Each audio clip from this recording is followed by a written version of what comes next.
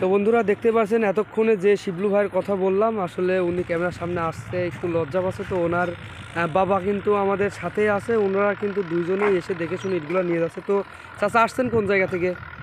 এই সোনাতলা থানা, বগুড়া। বগুড়া জেলা সোনাতলা থানা।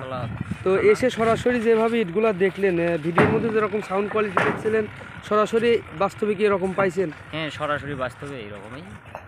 ইটের গুণগত মান কিরকম? মোটামুটি ভালো।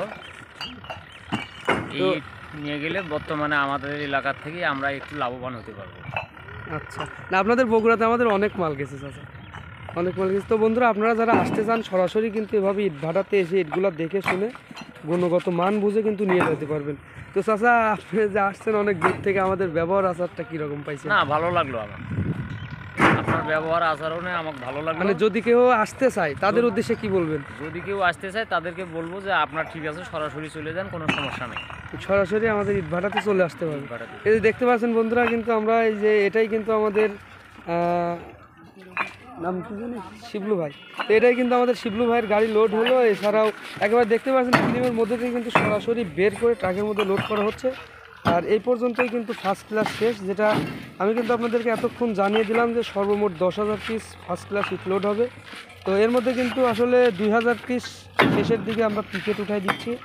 আর এই গাড়িটি যাচ্ছে সিলেট, যেটা আমি আপনাদেরকে দেখালাম। এছাড়াও আরও একটি গাড়ি আছে ওই পাশে, সিলেট লোড হবে। এই গাড়িটি বের হয়ে গেল।